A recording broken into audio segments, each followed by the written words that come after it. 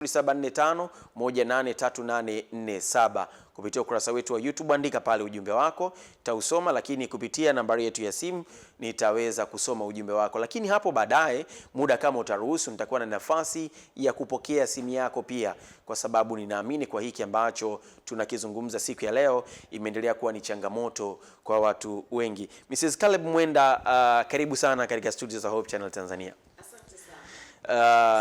Ninaamini ya kwamba ni mara ya kwanza leo nafika kama sijakosea. Kabisa, ni mara ya kwanza. Ndio. Pia kwa ajili ya nafasi hii adhimu ambayo tumepata siku ya leo. Ndio. Tuambie kwanza kuhusu wewe. Alafu tunatamani kufahamu kuhusiana na Little Flower Foundation. Hawa ni akina nani na kwa nini ni Little Flower? Mimi kama ulivyosema majina yangu ni Mrs. Caleb Mwenda. Ndio. Na wengine wanafahamu kwa jina la Blandina Mawanga. Ndio. Kwa sasa niko pale Morogoro na tulizindua Little Flower Foundation mwaka jana tarehe kama ya jana. Tarehe kama ya jana. Yes. Sawa, tarehe moja. Tarehe 31. Tarehe 31 yes, juzi. Tarehe 31 juzi. Sawa. Na tunamshukuru Mungu sana kwa ajili ya hii Little Flower Foundation, au tunasema waridi dogo ya matumaini. Sawa. Tunaleta matumaini kwa waliokosa matumaini. Sawa. Lakini niseme pia kuhusiana mimi mwenyewe, ni mtumishi wa Mungu ambaye ninatoa semina mbalimbali kwa mabinti, kwa vijana, kwa wanandoa pia na kwa wamama. Sawa. Na sifungamani na popote. Mimi niko huru mahali popote wakati wowote. Nia yangu ni kuwaeleza watu kile ambacho ninacho ndani yangu kutoka kwa Mungu mwenyewe, ili watu wapate kujifunza vitu mbalimbali nilivyo navyo na vile ambavyo Roho Mtakatifu ananisaidia kuwafundisha. Ndio.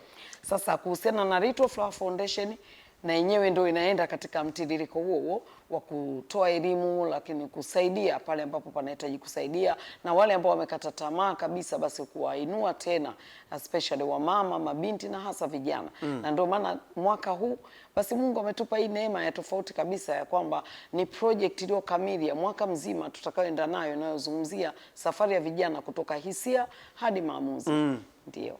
Kwa nini hisia hadi maamuzi? Kwa sababu kwanza nilipopata jambo hili nilijaribu na mimi kulitafakari sana. Nikasema ni hisia tu au na mimi ni maamuzi ya kufanya jambo hili. Baadaye katika kuomba juu ya jambo hili basi nikapata kibali kwamba kumbe kabla ya jambo kufikia hatima nzuri au mbaya, kuna hisia ambayo ni mchakato wa ndani wa akili au moyo ambao unaleta sasa matokeo ambayo yanategemeana sasa na jambo husika. Sasa nilipolipata na kulitafakari nikasema basi hebu nianze na vijana, na kama naanza na vijana nianze kwa ajili ya somo linalohusu mahusiano, alafu baadaye tutakwenda hisia kwenye masuala mengine. Vijana wamekuwa na mambo mengi wanayofanya kwa hisia, yanaleta matokeo mengine mazuri, mengine mabaya. Sawa, mada ya leo tunasema ni mada ya mtambuka, lakini umezungumza ya kwamba ukatamani tuanze na mahusiano. Ndio. Kwa nini mahusiano? Sawa. Hilo ndo jambo ambalo sasa hivi limechukua nafasi sana. Na ukijaribu kuangalia hata muziki tu, yani vijana wengi wana smartphone, hata muziki tu unakuta ni masuala zima la mapenzi. Na vijana wamekosa ile kipindi maalum kabisa ambacho kitawasaidia kwa swala zima la mahusiano. Na imeleta matokeo ambayo sio mazuri sana ukilinganisha na yale ya zamani ya wazee wetu. Unakuta vijana wanaingia kwenye maamuzi haraka, wanafunga ndoa, unasikia tu baada ya mwaka, baada ya miezi wameachana. Au kijana anafika mahali anajipeleka mzima kwa hisia tu. Mwisho wa siku anakuja anapatwa na kitu ambacho sio kizuri. Wapo wanajinyonga, wapo wanaacha shule, wapo wanaacha kabisa, wanapoteza mwelekeo wao. Kwa hiyo ukijaribu kufuatilia hasa unakuta issue ni mahusiano. Mahusiano yamechukua kasi sana kuliko pale zamani. Kwa namna hiyo tunatamani sana sasa kuwaelimisha vijana kwamba hisia hadi maamuzi kwenye swala la mahusiano kuna mambo ya kuzingatia pale. Ndio. Hisia hadi maamuzi ndicho ambacho tunakizungumza siku ya leo. Tuanze sasa, tunapozungumza hisia ni nini? Kama nilivyosema kwa kudokeza kidogo kwamba hisia ni mwitikio unaotokea ndani ya moyo au akili. Lakini inatokana na nini basi? Inatokana na kusikia au kupatwa na kitu au kuona kitu, basi mtu anapata ile hisia. Ndio maana wengine unakuta wanapenda kwa kuona, wengine kwa kusikia, anakasirika kwa kusikia. Okay. Ndio. Au amepatwa jambo linampelekea kutokupenda tena, kutokutaka tena, kutokutamani tena. Hiyo yote ni hisia kutokana na alichokipitia, kiona au kukisikia. Ndio. Hisia hadi maamuzi. Tuzungumze sasa maamuzi. Tunazungumzia maamuzi. Kwanza hisia ni kama mpito tu. Haidumu. Lakini maamuzi najenga maisha. Okay. Sasa tunaposema mtu amefikia, amefanya maamuzi, manake ametumia akili, amechakata, ametafakari mpaka anafikia naona nifanye hili sasa au nifanye baadaye. Nifanye kwa namna hii au nifanye kwa namna nyingine, au nisifanye kabisa kwa sasa na ni kwa sababu hii. Kwa hiyo maamuzi anakuja pale ambapo mtu ile hisia yake alipoipata akaanza kuchakata, kutafakari, kuifikiri sana kwa kina. Manake mtu huyo kuna hekima pale itafanya kazi. Ndio. Kuna faida ya hisia?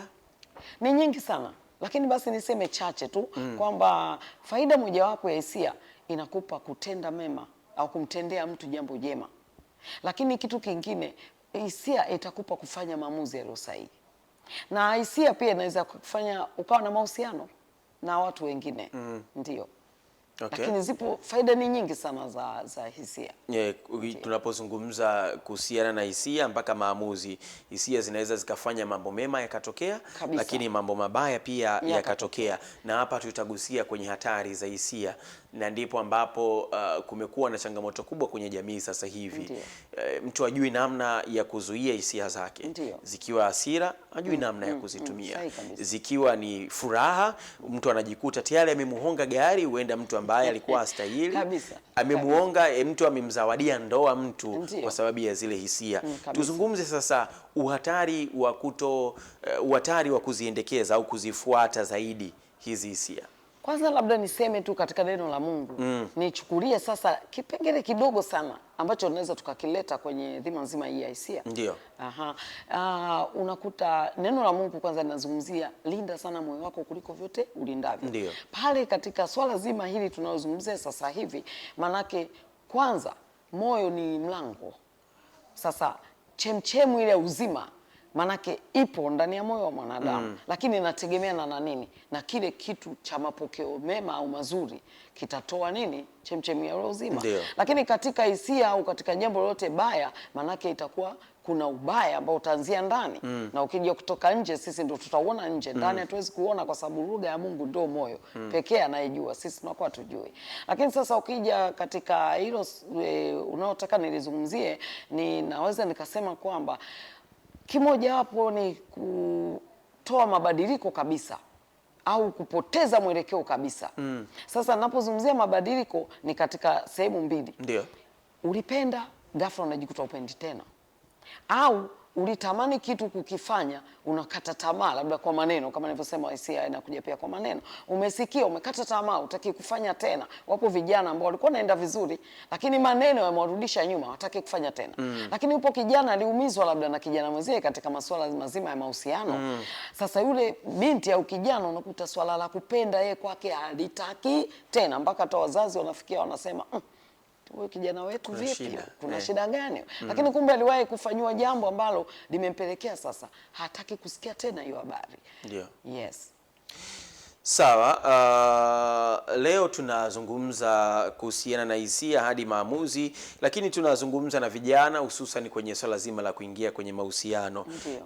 Tuangalie hapa sasa namna ambavyo vijana wanaingia kwenye mahusiano, nini ambavyo vinapelekea, lakini jamii yetu inahusika kwa namna gani sasa kwenye swala zima hili la hisia, lakini pamoja na hawa vijana wetu kuingia kwenye mahusiano, kwa sababu kabla kijana hajabalehe hawezi kuingia huko. Baada ya hayo mambo kuanza kutokea ndio anaingia huko, na kuna wengine wanajikuta wanaingia kwa haraka pasi na kujua kuna hiki namna ya kudhibiti hizi hisia. Kabla hatujaingia ndani zaidi kwenye kuzungumza, natamani useme jamii yetu ina nafasi gani kwenye kuhakikisha ya mambo yanakuwa sawa, hususan kwenye wale wazazi na walezi, kwa sababu mtoto kuna sehemu mbili tu ambazo anakulia au tatu naweza kusema, shuleni, kanisani au msikitini, pamoja na nyumbani. nyumbani hapa maana yake tutagusia na jamii inayomzunguka akiwa nyumbani. Karibu.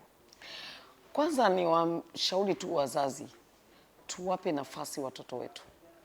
Na tunapozungumzia kuwapa nafasi watoto wetu, pia ni kukaa nao na kusikilizana nao mara kwa mara.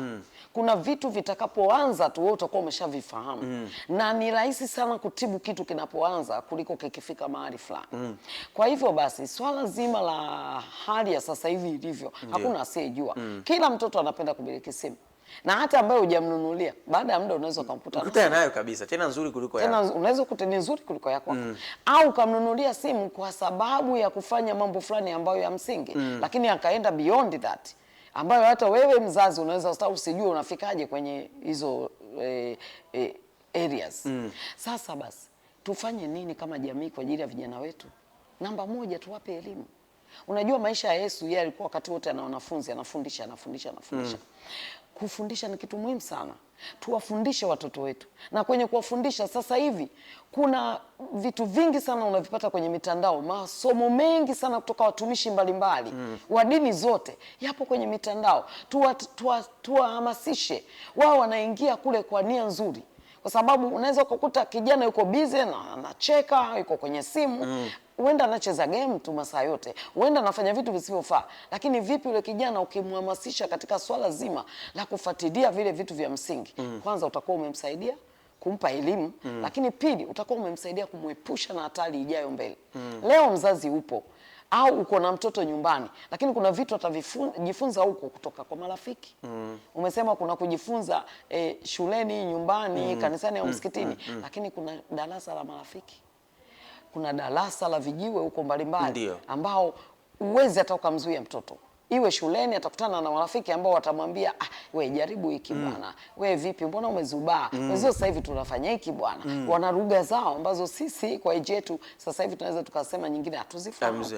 Wanaweza wakaongea hapa na wewe usielewe wanazungumza nini. Lakini kuna mada nyeti sana hapo vijana wameongea. Jamii kama jamii tuna wajibu.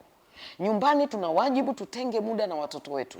Tutenge muda na vijana wetu. Kuna wakati mimi wanazungumza ninapofundisha wamama kwamba wamama sisi ni madaktari bingwa. Kama ni madaktari tunajua kabisa kwamba sasa hivi hapa kuna dalili sio nzuri, unamuita mtoto. Na unapomuita usimuite kwa kuanza kuongea naye juu ya makosa. Anza kuongea naye juu ya yale mazuri ili umvute. Watoto wa sasa hivi ukianza nao tu kwa jambo ambalo ni baya, hutokaa umweleweshe jambo lote zuri. Kwa hiyo katika kuanza na lile zuri, atapay attention. Alafu utaanza kumuingizia vitu ambavyo litamani sana umuingizie. Na watoto ni wasikivu, lakini tunapata nao muda. Sasa hivi na sisi tumekuwa busy sana, na wao wamekuwa busy. Mungu atusaidie sana kuhusu hilo. Lakini pia na watumishi wa Mungu tupate muda mwingi sana wa kuwafundisha vijana, semina. Tunafundisha sana mabinti lakini vijana tunawaacha nyuma. Sasa vitu kama hivi hebu tu tunaweka pamoja. Na ndio maana na mimi na timu ya vijana wa kike na wa kiume naenda nao pamoja. Ndio. Maisha ya zamani ilikuwa wazazi wako hapo. Huenda kwa sababu kulikuwa hakuna utandawazi mkubwa, kulikuwa hakuna smartphone kama hivyo unavyosema sasa hivi na vitu vingine vinavyofanyana na hivyo ambavyo vinaweza kuchangia haya mambo kutokea. Nini upelekea wa vijana wengi kuingia kwenye mahusiano haraka? Kwanza ambacho kinanisikitisha kidogo. Hata ukifungua tu simu yako, ukatamani tu kusikiliza nyimbo nyingi sasa hivi ni mapenzi. Sasa hivi inaamsha hali fulani. Unajua kitu kikisikia sana kinakujengea kitu fulani. Vijana wengi wanaona mapenzi ni issue tu ni kawaida, ni issue tu kawaida. Ni kama unapiga mpira tu hivi. Lakini sasa ukija tena upande wa pili, vijana wengi hizi mambo ya zawadi, yani unakuta binti anaweza akapewa zawadi ambayo it's a big surprise kwake, yani mpaka anashindwa kuikabili. Binti anaona kabisa kwamba kwa zawadi hii basi sawa tu, hamna namna. Umeona? Kwa hiyo hali ya sasa imekuwa ni mbaya sana na hisia tu, yani wakati mwingine hata vijana huko kwenye mashule, vyuo, makazini, anaweza akawa yuko anapenda tu company, kuwa tu karibu na mtu kwa ajili ya maongezi tu mawili matatu, sharing ya hiki na kile. Lakini unaweza kukuta binti akachukulia kwamba huyu ananipenda. Ndio tayari. message zitakazoanza ni mpaka usiku wa manane, ambazo mwisho wa siku hazileti kitu kizuri. Matokeo lazima tu yatakuwa mabaya. Sasa kuna vitu miemko ya namna hiyo na vitu vingi vya namna hiyo vimepelekea vijana wengi kuingia kwenye mahusiano ya haraka, ambayo mwisho wa siku yanaleta shida kule baadaye. Kama nilivyosema kwamba hisia hubadilika, lakini maamuzi hujenga maisha. Sasa hisia nampeleka anafanya maamuzi ya haraka, anakutana na kijana, na wazazi tukiletewa taarifa, mimi niko tayari kuoa, ukiangalia kweli haya basi takusapoti, au niko tayari kuolewa, haya sawa, sija kaenda kwenye mabaya nikimkatalia akajiua, nikafanya nini? Maana na wazazi tunatishiwa sana, sija kajiua, sija kafanya nini. Mwisho wa siku nakubali, lakini misingi ya ndoa inakuwa haipo. Hii ni hisia tu imempelekea, ameona kwamba hapa ni sawa, lakini kumbe si sawa, si wakati sahihi. Ndio. Tutakuja kugusia pia maandiko matakatifu yanazungumza nini kwenye mambo kama haya, hususan kwenye kuamsha hisia. Biblia imeeleza vizuri na imefafanua vizuri namna ambavyo tunatakiwa kufanya. Rafiki mtazamaji pamoja na msikilizaji, kama ndiyo kwanza unafungulia televisheni yako, kama ndiyo kwanza unafungulia redio yako, tunapata elimu, tunajifunza, na siku ya leo tunaye Mrs. Caleb Mwenda. Huyu ni mkurugenzi wa Little Flower Foundation, na tunajifunza kutoka hisia hadi maamuzi. Lakini nini wajibu wa jamii yetu pale ambapo tunapata changamoto, pale ambapo tunakutana na mengi, lakini je, jamii yetu inazungumza na sisi kuhusiana na hivi vitu? Ndio maana sisi kama wanafamilia wa Anza na Bwana tunaamua kukupatia elimu na kukufikishia hiki ambacho unakisikia siku ya leo kupitia nambari ya simu 0745 183847. Unaweza kuniandikia ujumbe wako hapa, tutaweza kujadili pamoja, uweze kutoa maoni yako. Changamoto kubwa sasa hivi ni nini kwenye jamii yetu? Watu wanashindwa kukabili hisia zao, mwisho wa siku wanajikuta wameingia kwenye maamuzi ambayo yanaleta changamoto. Ndoa miezi 6, 2, 3 tayari, lakini wazazi na wengine wameona ni kawaida sasa kuwalea watoto. Watoto ni kama wanajilea wenyewe. Mambo yanakwenda hivyo. Tunapata elimu, tunapata maarifa, lakini tunaangalia pia maandiko matakatifu yanasema nini. Vyote hivi kupitia Anza na Bwana ni sehemu ya kujifunza, rafiki mtazamaji pamoja na msikilizaji. Kabla hatujaondoka hapa kwenye kuingia kufanya maamuzi ya haraka kwa watu wengi ambao wamekuwa wakikutana na hii changamoto, wewe unaweza ukawa sio generation Gen Z ya sasa hivi kabisa, ni uko nyuma kabisa. Ndio.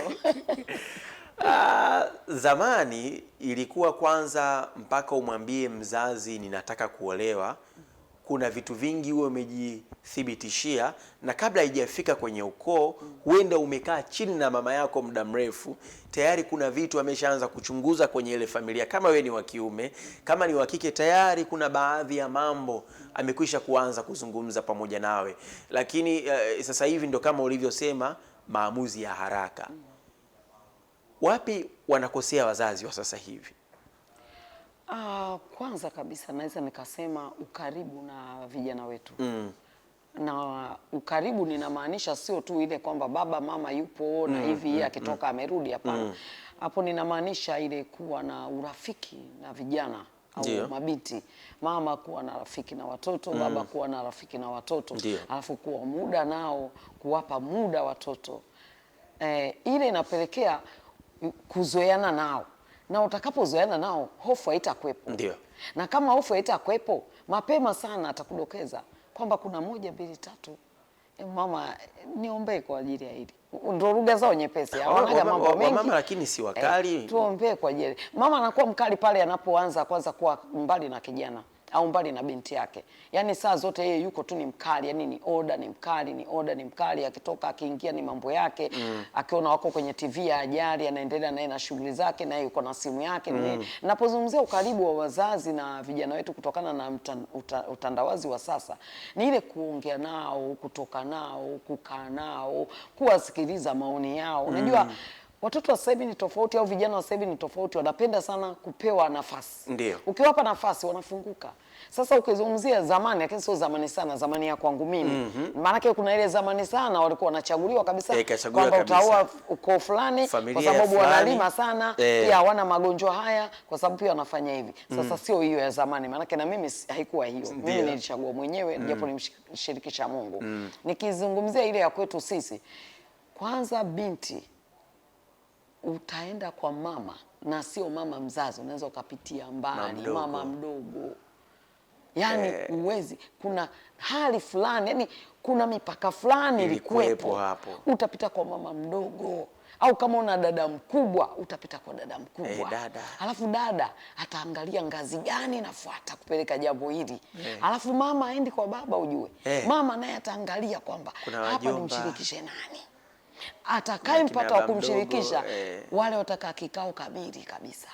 Na kikao kile lazima CV ya ule mtu itasemwa pale. Kwa hiyo baba ataipokea lile jambo, na baba atakuwa kama alijui mpaka dakika fulani hivi, kwa sababu kutakuwa na timu itakayoandaliwa ya kufanya research, sijui anafanya vitu gani. Hiyo ndio ilikuwa katika enzi hizo za katikati pale. Ukija mpaka hizi za kwetu sisi, ambazo za kwetu sisi ilikuwa watumishi wa Mungu wanaingilia kati sana. Mtumishi wa Mungu inabidi afuatilie, wamama wa kanisani wanafuatilia, na hasa kama kijana uko naye kanisa moja, uko naye kanisa moja, kuna timu kabisa ya wazee wa kanisa watapewa kufuatilia kuhusu fulani na fulani. Hapo hata mjambiwa mkapime afya zenu, watafuatilia kwa makini sana. Lakini sasa hivi, kabla hata hujafika kanisani, hebu tuanzie nyumbani, kwa sababu hali sio nzuri. Hali sio nzuri. Tuanzie nyumbani. Na nyumbani kivipi? Sisi wazazi, hebu tuenende na generation ya sasa. Tuwe nao marafiki. Baba ukiwa rafiki sana na vijana, sio katika mambo ya mzaa, no. Lakini kuna wakati hebu wape nafasi, hebu ongea nao vijana wako. Kuna vitu watafunguka. Na mama alikadhalika, uwe very friendly, kuna vitu watafunguka. Na watakapofunguka utajua kabisa kwamba hapa mme wangu, hebu msaidie kijana wako. Kuna kitu. Mke wangu, hebu msaidie binti. Kuna kitu hapa. Naona kiko sawa. Maana huenda kaka kamweleza baba, na huenda dada kamweleza mama, kwamba mama pale kanisani, mama pale msikitini, mama pale mahali fulani, mama pale mtaani, kaka na fulani. Mama hebu. Sasa ukijaribu kuangalia, kijana anaweza anaruhusiwa kuoa kutokana na hali na jinsi alivyoona mwenyewe na amejiamini, na unaona ni wakati sahihi, basi wazazi mna take charge from there. Mnaweza mkaangalia sasa mna penetrate vipi kumlinda kijana, kumlinda na binti wa watu, kwa sababu mtoto wa mwenzio ni wa kwako pia. Kwa hiyo kwa hali ya sasa wazazi tuna nafasi kubwa sana. Sisi kama sisi, kabla ya kanisa wala kabla ya watu wa msikitini wala popote, ni ndani kwenye nyumbani. Ukiregea tu hapo, basi kijana anakuwa mbali na wazazi, binti anakuwa mbali na wazazi, basi atawapata walimu nje. Na walimu nje wao wanaangalia upepo tu. Situation mbaya wanakuambia nzuri. Iliyo nzuri anakuwa inategemea na mood ya siku hiyo. Lakini kwa wazazi sio hivyo. Ndio. Natamani tuzungumze tofauti kati ya kupendwa pamoja na kutamani. Vijana wengi kumekuwa na hiyo changamoto. Kuna mtu anahisi ya kwamba bwana, mimi hapa tayari nimemaliza. Anakuja kugundua mwenzake kumbe alikuwa anapita, na baadaye anamwambia kabisa, bwana, kwani unafikiri mimi nilikuwa serious basi? Basi tu hiyo namna mimi niliona, basi ikabidi nipite kwa namna hiyo. Na imekuwa changamoto kwa vijana wengi, na wengine wamekata tamaa, wengine wameingia kwenye makundi tofauti kwa sababu ya vitu kama hivyo. Na wengine tunazungumza hisia mpaka maamuzi, wengine kihisia mpaka wameshuka kabisa, kwa sababu kuna watu tayari wameshaumiza mioyo yao, wameshawaachia vidonda. Tofauti kati ya hizi vitu, vijana tunaweza kufahamu kwa namna gani? Kwanza tukianzia na hiyo kupenda manake umependa mtu ndani, manake utamsaidia, utamthamini, utamheshimu, na uaminifu utaanzia pale. Kwa sababu nini? Umempenda. Manake hata ulivyohisi mpaka imeenda kwenye maamuzi, yatakuwa ni maamuzi sahihi na sio ya kumuumiza mtu mwingine. Lakini kwa kifupi, unapozungumzia kutamani, manake ni ile tu haja tu ya muda mfupi sana. Umetamani, umechukua, na baada ya muda tamaa imekwisha, manake umeacha. Halikadhalika hata nguo, unaitamani nguo fulani kwa wakati fulani, utakapoivaa unaweza hata usirudie tena. Yes, huenda hata watu tu kama nilivyosema, kwa kuhisi, kutokana na kusikia, huenda mtoto anasema nguo yako unayovaa ile hapana, huwezi ukaipenda. Utakuwa tu uliitamani na baadaye umeiacha. Lakini ukija kwa vijana wetu kwenye masuala nzima ya mahusiano, anatamani, ndio anatamani hapa, anatamani pale, anatamani hapa, anatamani pale, mwisho wa siku anaingia kwenye magonjwa, mwisho wa siku anakosa mwelekeo. Kama ni mwanafunzi anaamua tu anajiua, au anaamua anaacha masomo, au hata anashuka tu katika maendeleo yake. Maana amemtamani huyu, amemtamani yule. Lakini wapo waaminifu ambao amempenda mwenzake na wanaenda vizuri, hata wanaweza kusaidiana kwenye masomo yao. Wapo japo sio wengi, na wanafika mahali wanakuwa na destiny ya pamoja kule mbele. Ndio. Sawa, nipitie baadhi ya jumbe kutoka kwa marafiki hapa. Huyu anasema jamii inatakiwa tukae na watoto wetu kuhusu hisia za watoto. Shule pia ihusike katika malezi, hata elimu ya dini mashuleni siku hizi haipo. Kwa hiyo tumkunje kambale akiwa mbichi. Anaitwa Anthony Ambachi kutoka Nangando, Liwale. Asante sana Anthony kutokea huko Liwale. Huyu anasema tunawapata kwa uzuri, asante kwa elimu na mafundisho. Anaitwa Pastor Kibona kutoka Isanga, Momba, Songwe. Asante sana rafiki. Nambari yangu ya hapa studio 0745183847 ndio nambari ya simu ambayo unaweza ukaniandikia ujumbe wako mfupi wa maandishi, na mimi nitakuwa hapa kwa ajili ya kuhakikisha ya kwamba ninapitia ulio ujumbe wako. Hisia mpaka maamuzi, bado tuko hapo tunazungumza. Moja ya vitu ambavyo havizungumzwi sasa hivi sana kwenye jamii, hata kama vinazungumzwa lakini vinakuwa vinapakwa mafuta. Yani vinakuwa vinafutwa hivi. Sasa hili jambo unajua limeenda limeisha, na unakuta limeanzia nyumbani, kwenye hisia mpaka maamuzi. Ndoa za jinsia moja, mapenzi ya jinsia moja. Kwa namna ambavyo umekuwa ukikaa na vijana kuzungumza nao, nadhani haya mambo kwenye jamii yetu, wapi tunapoelekea, lakini nini tunatakiwa kufanya zaidi, hususan hapo pia, ili kuhakikisha huyu kijana wa kiume ndani ya nyumba unayomtengeneza kweli awe wa kiume. Kuna video moja nimewahi kuiona, mtu mmoja akieleza, anasema wazazi tumekuwa na watoto akina Junior wengi. Yaani mtoto akifanya kosa, Junior acha, Junior acha iko, jamani mwacheni babu anaangalia TV, msinyang'anye remote babu. Yaani nakuta sasa yule mtoto anaishi maisha yale mpaka anakuwa mdogo. Namna gani tunatakiwa kuwatengeneza, kwa sababu ili uzungumze na huyu kijana lazima uanzie huko. Ni kweli. Kwanza Mungu atusaidie sana katika hilo. Limeleta sura ambayo ni mbaya sana. Na zamani tulikuwa tunaona kama watoto ambao wako kwenye hatari kubwa ni mabinti au watoto wa kike, lakini sasa hivi ukifuatilia wa kiume wako kwenye hatari kubwa zaidi sana. Na huenda tu kwa sababu tuliweka nguvu kubwa ya kulinda watoto wa kike tukawacha wa kiume. Lakini pia unapofunga mlango huu, shetani anaangalia apite wapi. Unajua? Kwa hiyo niseme tu kwamba kuanzia nyumbani kwenye malezi yetu ni vyema sana kuwafuatilia watoto katika kukua kwao, halafu kuwafundisha. Zamani wazazi walikuwa wanatufundisha vitu kwa wazi. Ndio. Kwa wazi kabisa kwamba hiki sio kizuri, hiki Mungu hataki, hiki usisubutu. Mpaka nafika age fulani unaona kwamba sasa kumbe mimi nimekuwa. Kumbe hata nikitoka nyumbani naenda kwa rafiki yangu ni sawa tu. Kumbe haina shida. Sasa watoto tumewaacha sana, kama ulivyosema akina Junior wengi. Watoto leo hawapigwi.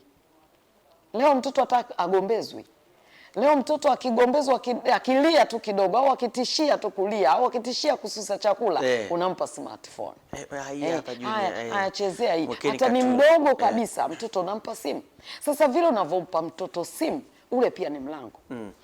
Ukigusa tu, na uzuri tuna internet nyumbani, ukigusa tu mtoto anaweza akakutana na picha pale, picha ambayo sio nzuri. Sasa ile inamuattract katika spiritually. Kuna kitu kinamuingia mtoto. We mzazi utakuwa ujui, labda uko kwenye laptop utaki asumbue, umemwachia smartphone, it is okay. We unaona ni sawa, lakini sio sawa. Mtoto automatically anakwenda anakutana na vitu ambavyo si vizuri hata kuviona katika macho ya nyama. Sasa kuna kitu kinamuingia. Na kile kitu kinachomuingia, ipo siku atatishia tena ili umpe simu ili aweze kwenda pale. Ajabu ni kwamba leo hii hata mtoto mdogo ukimpa simu ana uwezo wa unamkuta na pin. Mtoto anaanza kupin, anaingia. Unaweza kusikia ameingia mpaka kwenye nyimbo, anaingia mwenyewe mpaka kwenye game. Sasa bora huyu anaingia kwenye game. Vipi huyu ambaye anaingia anakutana na vitu ambavyo si vizuri.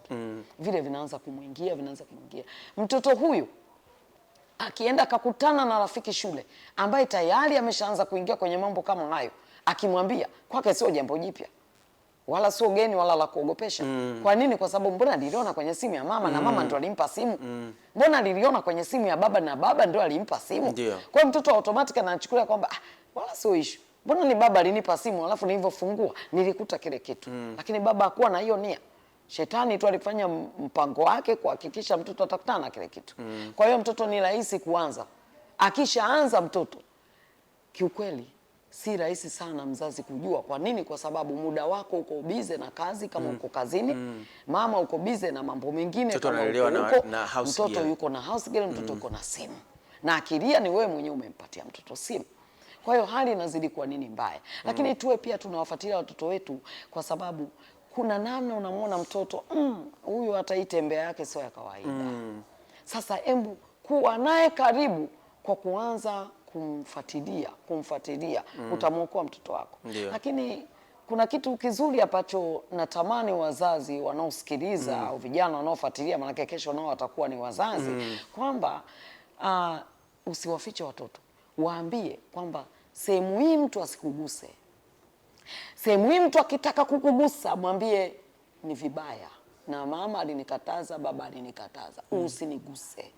Akikupa kitu hiki usikubali. Leo hii watoto wanapewa tu vitu, watoto wanakubali vile vitu. Kuna vitu sio vizuri. Vina vitu vimewekwa mle ndani yake. Lakini pia kuna maeneo mtoto anaposhikwa anaona tu labda kitu cha kawaida. Kesho anaona kawaida, kesho kutwa anaona kawaida. Yule aliyekuwa anafanya hicho kitu anampeleka kwenye hatua ya mbele zaidi, ambayo anaingia kwenye tatizo. Sasa ukimjenga katika hiyo, mtoto manake atajua kwamba sehemu hii sitaki kuguswa, sehemu hii sitaki kushikwa. Lakini pia tuwafundishe watoto wetu kupaza sauti, kupiga kelele na kuwa wazi. Anapokutana na kitu sio cha kawaida, pige kelele, paza sauti. Kama kuna kitu jisemee, jitetee, paza sauti. Lakini leo hii watoto wanatishiwa, ukisema itakuwa hivi, ukifanya hivi nitafanya hivi. Watoto wanakuwa kimya mpaka nafika hatua ya mwisho mtoto amekwisha haribika. Inafika inakuwa ni mbaya sana. Kwa hiyo wazazi, bado narudia tena, tuna nafasi kubwa sana kutokana na hali ilivyo sasa hivi. Ndio. Ninatamani tuangalie pia kwenye maandiko matakatifu yanasema nini kuhusiana na hiki ambacho tunakizungumza siku ya leo, lakini tutakuja kugusia pia Little Flower Foundation mnaingia sasa kwa miguu miwili kwa namna gani, hususan kwa utangulizi mzuri ambao umeuzungumza siku ya leo. Kabla tujafika huko, na ujumbe kutoka kwa msikilizaji hapa anasema ni njia gani tunaweza kutumia ili kuweza kucontrol hisia sisi kama vijana. Anaitwa Aileen kutoka Mbeya Isiesie. Kwanza kumcha Mungu ndio mwanzo wa maarifa yote. Amina. Na utakuwa una hekima. Hekima itakupa utafakari ulio sahihi. Hekima itakupa kukimbilia mambo. Hekima itakupa kusema ndio kama hasa inatakiwa useme ndio, au hapana kama utaki kusema ndio. Kwa hiyo kumcha Mungu mimi naona ni jibu ambalo ndio namba moja, ambalo linamfaa kabisa. Ndio. Kwa vijana ili kuweza kucontrol zile hisia zao. Lakini tunapozungumza kumcha Mungu lazima kuwe kuna misingi ya wazazi huku ambayo imetengenezwa kwa mtoto, kwa sababu kuna watoto ambao hawana hofu ya Mungu. Mimi nakumbuka tulipolelewa mpaka ukifanya kitu unasema huyu sio mimi. Kwa nini? Kwa sababu sijalelewa hivyo. Yaani kuna familia ambazo wamelelewa hawajazoea kutukana. Huwezi kuta mtu anatukana kabisa. Kwa hiyo hata mtu akikusikia unatukana anageuka. Wewe ndio fulani au ni mtoto wa fulani wewe Kwa nini? Kwa sababu namna ambavyo umelelewa. Kwa hiyo kuna namna ambavyo wazazi, walezi wanatakiwa kuweka ile misingi. Waswahili walivyosema samaki mkunje angali mbichi, walimaanisha. Na yule samaki akikunjwa kwa namna nyingine atakuwa ni tofauti. Njia unayomfundisha mtoto hatokaa iache. Kwa hiyo ikiwa ni njema ya kumpenda Mungu, hatokaa iache na ndio atakuwa hivyo, na utakuwa umemlinda katika mengi sana. Lakini pia kama ni njia hiyo ya maisha, ameamka kila mtu katawanyika kama kuku wa kienyeji, basi misingi ya mtoto basi itategemeana tu na yeye mwenyewe mtoto atakavyoona inafaa ndivyo atakavyoenda. Huyo ni rahisi sana kupotea au kuangamia. Hata ukitumia pesa nyingi ukampeleka shule nzuri, lakini msingi unaanzia kwenye familia, kwa sababu matokeo hayatakuwa mazuri. Unaweza kazani una kijana kumbe una mwanamke, na unaweza kazani una binti kumbe una mwanaume. Ndio vyote hivi vinatokea humo. Tugusie kidogo kwenye maandiko angalau tuone maandiko matakatifu yanatufafanulia vizuri. Kumekuwa na mifano halisi namna ambavyo vijana tunatakiwa kuenenda, namna ambavyo tunatakiwa kuzuia hisia zetu kwa namna moja ama nyingine. Karibu. Mimi niwashirikishe tu katika hii Mithali 19 mstari ule wa pili, nasema tena si vizuri nafsi ya mtu ikose maarifa, naye afanye haraka kwa miguu hutenda dhambi. Nimetamani nishirikishe neno hili kidogo. Kama nilivyotangulia kusema, moyo wa mtu ni mlango. Ndio. Sasa moyo ambao mtu ameulinda, manake utatoa chemchemi ya uzima. Ndio. Na neno hili manake utakuwa mwenye maarifa, na mtu mwenye maarifa huangamii kirahisi, kwa sababu maarifa yatampa kufahamu, maarifa yatampa kutumia nafasi vizuri, maarifa yatampa utafakari ulio kamili, lakini maarifa yatampa kuelewa kabisa kwamba hapa nifanye sasa au nisifanye. Ila tunapozungumzia kwenye hii B, hapo hiyo Mithali 19:2b nasema naye afanyie haraka kwa miguu hutenda dhambi. Hii tunaenda katika dhima nzima hii ya hisia hadi maamuzi katika swala la mahusiano. Kijana anapofanya haraka kwenye swala zima la mapenzi juu tu ya miemko inampeleka, manake wazazi wanaingia kuumia sana, kwa sababu ile haraka anaweza simpate mtu aliye sahihi. Hata malezi waliomlea yeye yanaweza tena yakawa yamebadilishwa na aliyemleta kwenye maisha yake. Hiyo inawezekana.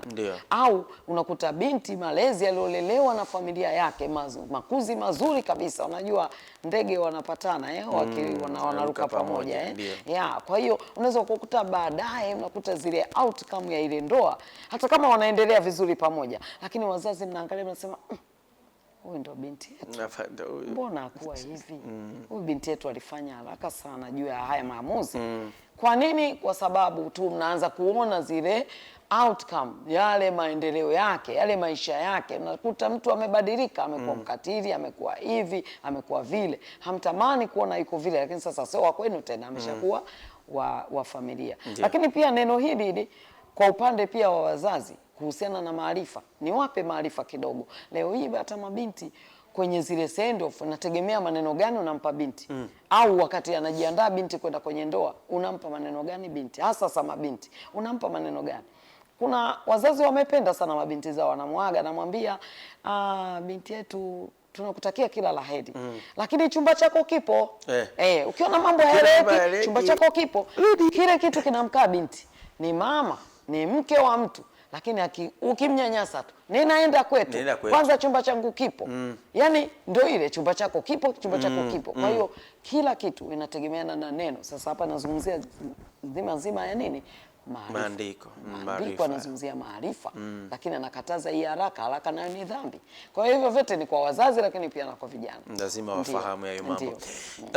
Natamani tupate kijana mmoja ambaye atakuja pia kuzungumza kuhusiana na Little Flower Foundation. Lakini hapo sasa natamani kusikia kutoka kwako kama mkurugenzi, mnaingiaje kama Little Flower Foundation, lakini mnagusaje hawa vijana na kufikia jamii kwa namna moja ama nyingine, ili kuhakikisha hisia mpaka maamuzi zinakuwa sahihi kwa vijana ndani ya jamii yetu kwa sasa? Kwanza kabisa ni jambo zuri sana hilo, na Little Flower Foundation lengo lake kuu ni kutoa elimu. Ndio. Na ni elimu isiyo na gharama yoyote. Kwa hiyo wanaosikiliza, iwe ni watumishi wa Mungu, iwe ni taasisi, unaona kabisa hapa tuna uhitaji wa elimu, basi wasiliana tuna Little Flower Foundation. Ni taasisi ambayo imejikita sana kuhakikisha kila kitu kinaenda sawa, lakini kwa kumheshimu Mungu, ili utukufu wa Mungu uweze kuinuliwa. Amina. Na sasa kwa kuhusu swala zima la vijana, kama nilivyosema, tumekuja na hii project ya vijana ambayo inasema safari ya vijana kutoka hisia hadi maamuzi. Ndiyo. Ni project ya mwaka wa 2026. Leo hii tumeanza na somo linalohusu mahusiano ambao tuna episodi 1 mpaka 8. Tumeshaachia 1 mpaka 4 na hiyo ya kwanza ipo kwenye YouTube channel yetu ya Little Flower Foundation Media. Watu watapakua pale, watasikia na wataendelea kupata episodi namba 2 mpaka 8.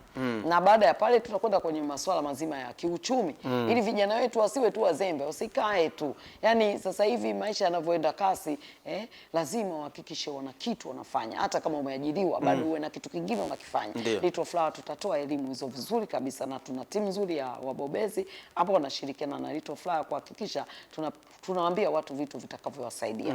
Na kuhusiana na hii elimu nilichokifanya au taasisi ya Little Flower inachokifanya, imewezesha kuwafahamisha au kuwapa elimu wachache ambao na wao tunaamini wanapeleka elimu kwa wengine, kwa sababu kuwafikia wote ni ngumu. Kwa hiyo ipo timu ambayo ya vijana, lakini ipo timu pia ya washauri ambao vijana wanapokuwa wako tayari kupeleka elimu wanakaa na cabinet ya washauri. Cabinet ya washauri wanasikia kwanza wanapeleka nini. Lazima to make sure vitu vinaenda sahihi kabisa. Sio na mchanganyo. Sasa hizi kuna elimu nyingine baadaye ndani unakuta kuna vimichanganyo. Little Flower hapana. Tunatamani utukufu wa Mungu uwe juu.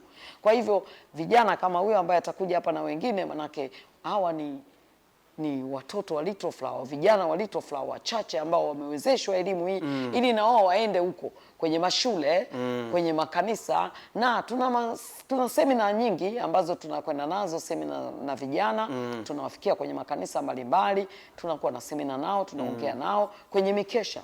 Mkesha ni muda ambao tunapata muda mzuri sana wa kupeana elimu, lakini kuomba pamoja. Ndio.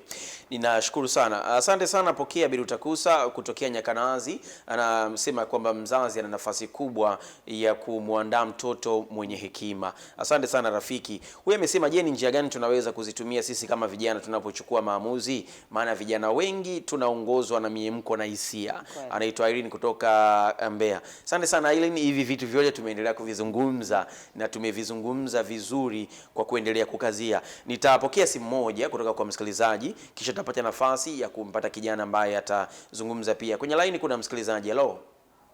Halo, unaongea na Mandela Tito kutoka Bukoba, mzaliwa wa Mganza. Ndio, karibu sana Mandela. Unaamini umesikia hiki ambacho tunakizungumza?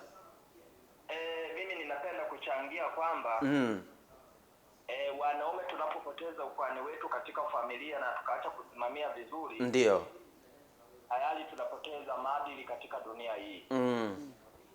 Leo hii wakina mama wamechukua majukumu makubwa na wakina baba wameshindwa kufanya maamuzi yaliyo sahihi katika miji yao, wanashinda sentani, wanazurura.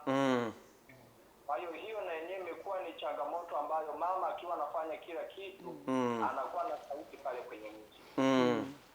Lakini wamama wamechukua simu ya touch na wameweka vitu vibaya sana kwenye simu. Na wanampatia mtoto wake wa kike anakuwa anaangalia video ambazo hazifai. Kwa hiyo binti anakuwa ameshajua mahusiano kabla akiwa bado mdogo. Na muda huu anaenda kujifungia chumbani, anakuwa anaangalia, anasema hivi ni kweli? Halafu huo ni mchezo mchafu kabisa. Natakiwa watoto wafundishwe wakiwa bado wadogo. Na mtoto asipofundishwa huwezi ukaja ukamfundisha akiwa mkubwa. Kwa mfano kuna mama mmoja, ndio, yeye alimwambia binti yake kwamba, binti yangu, usije ukatuaibisha, mwanamume yeyote asijaga akalalia tumbo lako. Unaona? Basi yule binti alipokuwa akawaambia vijana, mama ameniambia asije mtu yeyote akalalia tumbo langu. Vijana akamwambia, wewe ndio utalalia tumbo letu. Kwa hiyo akakukuta amepata ujauzito. Unaona? Mama akamwambia, binti yetu, umetuaibisha kweli, umebeba ujauzito, nilikwambia mtu yeyote asilalie tumbo lako. Binti akasema, mama, nilizingatia. Hakuna mtu aliyolalia tumbo langu, mimi ndio nilikuwa nalalia la kwao. Watu wafundishwe ukweli, watu wasiwafiche fiche. Vijana wafundishwe ukweli, waelekezwe katika Biblia. Nashukuru sana. Asante sana, nikushukuru kwa mchango wako. Ya. Aya, asante. Aya, tuna simu ni nyingi na jumbe nazo zimeendelea kuongezeka. Haya, huyu anasema ni kweli vijana wengi wanaongozwa na hisia. Ni jukumu letu kuwalea viongozi, lakini viongozi wa makanisa wana jukumu kubwa katika jamii. Anaitwa Enoki Mbaga kutokea Singida. Asante sana Enoki kutokea Singida. Joshua Israel anasema jamani, mapenzi ya sasa yanatuharibu vijana ambao wanafanya maamuzi ya kuongozwa na hisia zao. Hapo hizo ndizo zinazopelekea pabaya na kujikuta wanaingia katika tamaa ambazo hazina maana. Tuendelee kufuata taratibu na sheria, lakini tuendelee kupata maarifa ili tuweze kuwa na maamuzi ya kweli. Asante sana rafiki. Natamani tuvute pumzi kidogo. Tutakaporejea tutakuwa na kijana moja ya vijana kutoka katika Little Fire Foundation ambao tunaweza tukasema ni mashahidi waaminifu. Tutazungumza lakini itakuwa ni sehemu ya kutia hamasa na kutia moyo vijana kwa yale mengi ambayo wanajifunza kutoka Little Fire Foundation. Hii ni Anza na Bwana. Sekunde chache tunarejea hivi punde. Na tumerejea, tunazidi kuzipigia hatua, tunazidi kusonga mbele. Tunaye kijana anaitwa Isaya. Isaya, karibu sana. Asante. Huyu ni moja ya mazao kutoka Little Flower Foundation na atatuambia kwanza natamani kusikia nini unajivunia kuwa sehemu ya familia ya Little Flower Foundation. Asante. Kama ulivyonitambulisha ndugu mtangazaji, naitwa mtumishi wa Mungu Isaya Godfrey Chinyali, natokea mkoani Morogoro. Binafsi nashukuru Mungu kwa kupata nafasi hii, maana mkoani Morogoro wako vijana wengi na mikoa mingine wako vijana wengi ambao pia yawezekana wangeipata hii neema, lakini mimi ni nani? Yawezekana Mungu amenikusudia, kuna jambo amehisi naweza kulifanya. Kwa hiyo binafsi najivunia kuwa miongoni mwa familia ya Little Flower Foundation kwa sababu kuna vitu vingi ambavyo binafsi tangu nimeingia kwenye Little Flower Foundation nimejifunza. Sasa katika hiki kipindi cha tunachokifanya cha safari ya vijana kutoka hisia hadi maamuzi, kuna vitu vingi ambavyo pia na mimi nilikuwa sivifahamu, nikajikuta na vifahamu na kuwasaidia na wengine inakuwa ni rahisi kwa sababu na mimi pia nafahamu. Kwa vijana wa rika lako, changamoto kubwa kwenye hisia mpaka maamuzi, hapo katikati unadhani ni nini? Changamoto kubwa ni elimu sahihi. Nafikiri baadhi ya vitu ambavyo vinasababisha vijana wengi kupotea katika mazingira hayo ni elimu. Jambo la kwanza ni elimu, lakini jambo la pili mitandao ya kijamii, lakini jambo la tatu ni wazazi wanachangia kwa kiasi kikubwa sana.